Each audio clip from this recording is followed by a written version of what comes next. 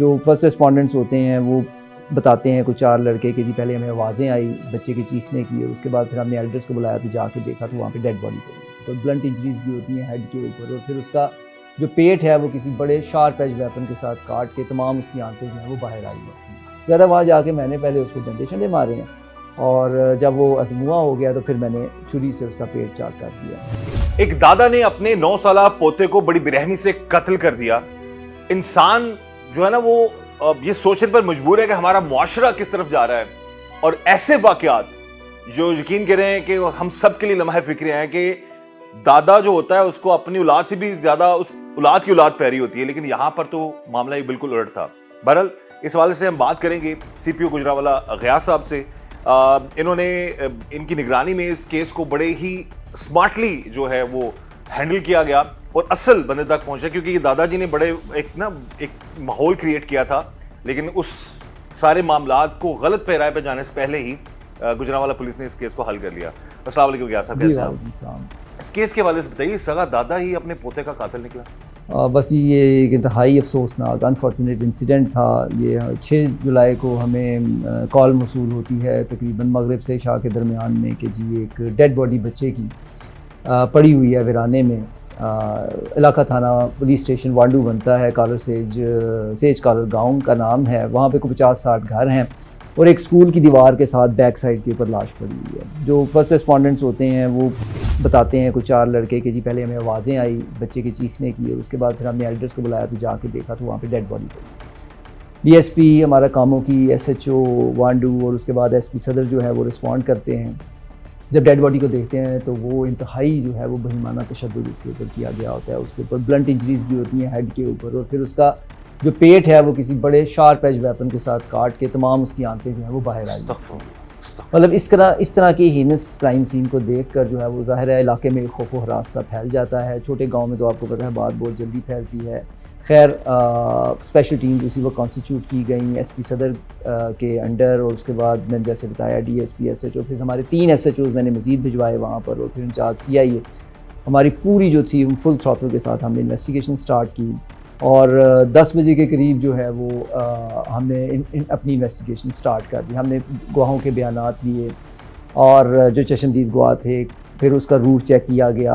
اس کا دادا جو تھا وہ ہمیں فرسٹ رسپونڈر کے طور پہ ملا فیملی کی طرف سے، اس نے کہا جی کہ یہ بڑا ظلم ہو گیا ہے، میں تو نماز پڑھ کے باہر نکلا ہوں تو مجھے پتہ چلا ہے کہ وہ لوگ کہہ رہے ہیں کہ جی ادھر آ کے دیکھیں تو ڈیڈ باڈی پڑی ہوئی ہے، اور اسی نے ہمیں ڈیڈ باڈی حوالے کی، اور اسی نے پھر کہا جی فٹافٹ ہماری FIR دیں۔ وہی دادا اس نے FIR بھی کروائی، اور اس کے بعد اس نے انٹرویوز بھی 2-3 لوگوں کو جو لوکل صحافی ہوتے ہیں ان کو دیے کہ جی بڑا ظلم ہو گیا ہے، ہم بڑا سسپیکٹ کر رہے ہیں، بڑا کوئی ایشو ہے۔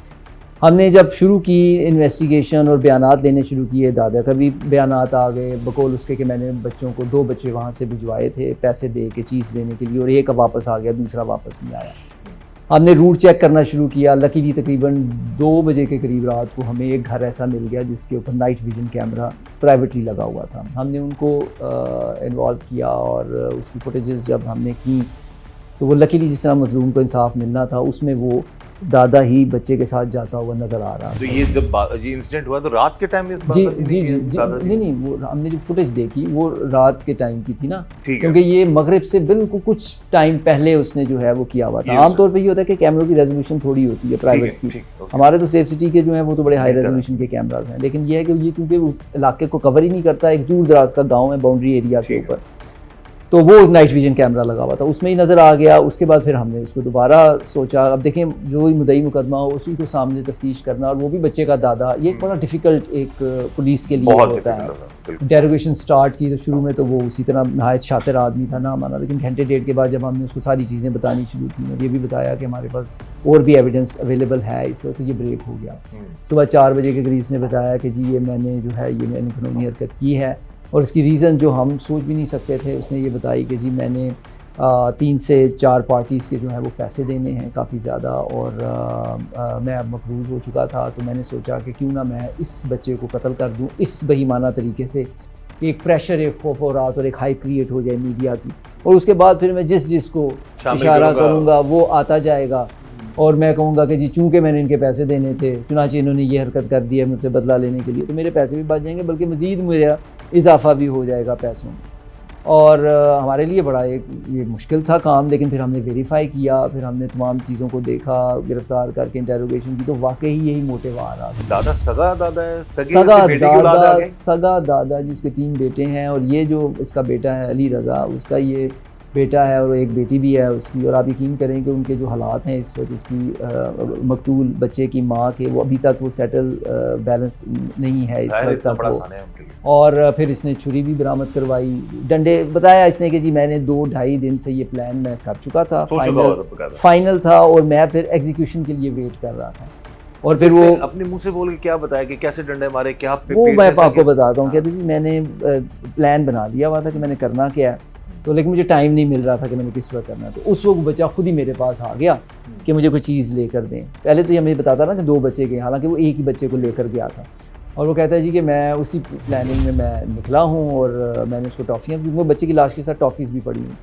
تو وہ کہتا ہے جی میں اس کو ساتھ لے کے نکلا، اور چھری میں نے گھر سے لے لی تھی جو گھر والی عام چھری ہوتی ہے، اور ڈنڈا وہ چونکہ بزرگ بندے ویسے ہی رات کو اندھیرے میں آپ کو پتا پیڑ میں لے کے پھرتے ہیں، تو وہ جانور وغیرہ نہ کوئی آ جائے. تو وہ کہتا ہے کہ وہ ڈنڈا میرے پاس تھا، وہ میں اس کو کونے سے ادھر لے کے گیا. میں نے اس سے پوچھا، میں نے کہا آپ نے بچے نے پوچھا نہیں کہ آپ روٹ کیوں چینج؟ اس نے کہا کچھ بھی نہیں پوچھا، وہ میرے ساتھ ہی چل رہا تھا. ظاہر ٹرسٹ ہوتا ہے لیول کا.